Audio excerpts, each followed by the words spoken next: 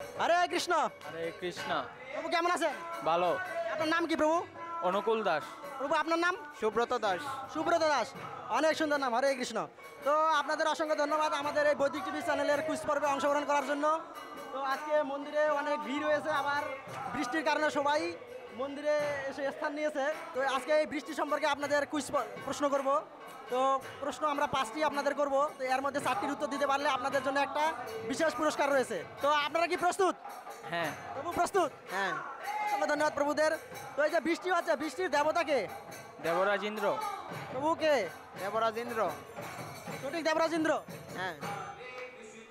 দেবরাজ ইন্দ্র তো নাম মনে হয়, একটু ভালো করে বলেন।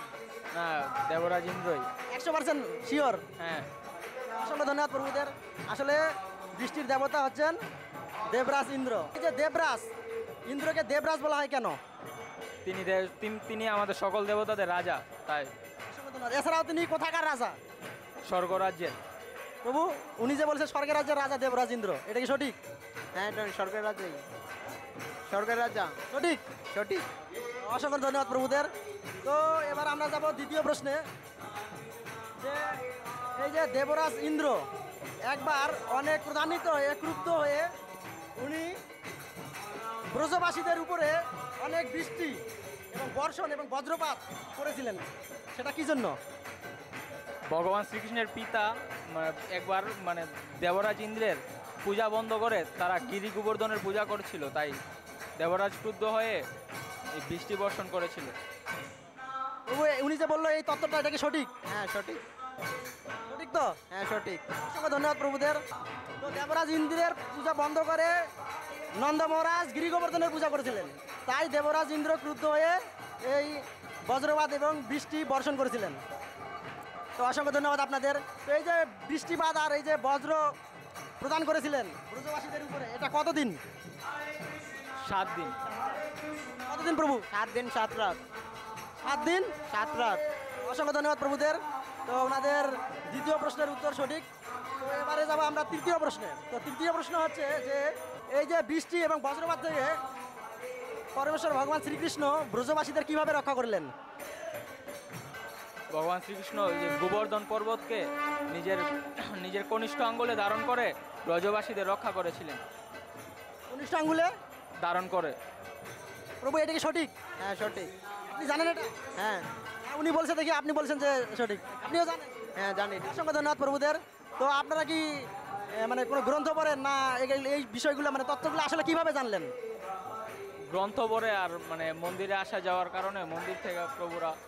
তো অসংখ্য ধন্যবাদ। আমাদের তো আসলে আমরা যে এরকম বয়সের যুবক বয়সের যে যারা রয়েছি এবং স্টুডেন্ট যারা রয়েছে, আমরা আমাদের প্রাতিষ্ঠানিক যে গ্রন্থগুলো, বইগুলো রয়েছে সেগুলো আমরা পড়ি, কিন্তু ধর্মীয় গ্রন্থ আমরা কখনো চর্চা করি না এবং ধর্ম বিষয় সম্পর্কে আমরা জানার চেষ্টা করি না। তো আপনারা অনেক সুন্দরভাবে এই তথ্যগুলো মানে জানেন এবং সুন্দরভাবে প্রশ্নগুলোর উত্তর দিলেন, আপনাদের অসংখ্য ধন্যবাদ। তো এবারে আমরা যাব কত নম্বর প্রশ্নে? 4 নম্বর প্রশ্নে। তো চতুর্থ প্রশ্ন হচ্ছে যে দেবরাজ ইন্দ্রের পুত্রের নাম কি? স্বর্গের রাজা দেবরাজ ইন্দ্র, ইন্দ্রের পুত্রের নাম কি? প্রভু আপনি বলতে পারি না। চেষ্টা করেন দেখি। পারবো না। এটা জানা নেই? না। তো প্রভুদের এই উত্তরটা জানা নেই, তো এটা আমরা আপনাদের পরবর্তীতে জানিয়ে দেবো। তো এবার আমরা যাব পঞ্চম প্রশ্নে।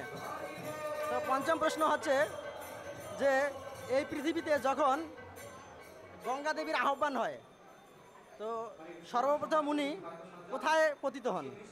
মানে কোন দেবতা সেই গঙ্গা দেবীকে ধারণ করেন, এই বেগকে দমন করেন? ভগবান শিব। প্রভু ভগবান শিব। এটা কি সঠিক? প্রভু উনি বলছেন ভগবান শিব, এই উত্তরটা কি সঠিক? এটা আমি বলতে পারি, জানি না। আপনি এটা জানেন না? না, না। অসংখ্য ধন্যবাদ প্রভুকে থেকে। তো উনি বলছেন, প্রভু বলেছেন যে ভগবান শিব। তো উত্তরটা হচ্ছে সঠিক, যে ভগবান শিব এই গঙ্গা দেবী যখন পৃথিবীতে আগমন হন, তখন ভগবান শিব তার বেগকে, গঙ্গা দেবীর সেই প্রবল যে বেগ, সেই বেগকে মস্তকে ধারণ করে কি করেন? প্রশমিত করেন। তারপর পৃথিবীতে এই গঙ্গা দেবীর আহ্বান হয়। তো অসংখ্য ধন্যবাদ প্রভুদেরকে। তো ওনারা অনেক সুন্দরভাবে সবগুলো প্রশ্নের উত্তর দেওয়ার চেষ্টা করেছেন। তো একটি প্রশ্নের উত্তর ওনারা দিতে পারেননি। তো প্রভুদের অসংখ্য ধন্যবাদ। তো আমাদের বৈদিক টিভি চ্যানেলের পক্ষ থেকে আপনাদের জন্য একটি বিশেষ পুরস্কার রয়েছে, একটি গ্রন্থ ভক্ত প্রশিক্ষণ। তো এই ভক্ত প্রশিক্ষণ গ্রন্থটাতে আপনারা আমাদের সনাতন ধর্মীয় যে মন্ত্রগুলো রয়েছে এবং প্রাথমিক যে একজন নতুন ভক্তের মানে শিখার জন্য যে বিষয়গুলো রয়েছে সেই বিষয়গুলো রয়েছে। তো এই গ্রন্থটা আপনাদেরকে আমরা প্রদান করব। তো এই গ্রন্থটা আপনারা পড়বেন। তো প্রভু আপনারা কি পাশাপাশি থাকেন? জি তো গ্রন্থটা আপনারা শেয়ার করে পড়বেন। গ্রন্থটা পড়বেন তো? জি তো এই গ্রন্থটাতে আমাদের অনেক প্রণামন্ত্র রয়েছে, দেব দেবী এবং ভগবানের প্রণামন্ত্র রয়েছে। এই প্রণামন্ত্রগুলা আপনারা তো আপনারা কি প্রণামন্ত্র জানেন? হ্যাঁ, কি কি প্রণামন্ত্র জানেন?